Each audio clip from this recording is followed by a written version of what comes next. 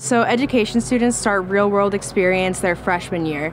We go out into classrooms, observe the classrooms. We have different placements. We're there for full days, we're there for half days, we're there through different points in the year. We get to observe actual teachers, we get to instruct actual students. Beginning our sophomore year, we start instruction in the classroom with different grade levels. Each semester you are placed into a different location for school, so whether it's suburban, urban, rural, you will switch between middle school, high school, elementary school, daycare center. So they just really provide a lot of different options. There's a lot of diversity in where you get your experiences from.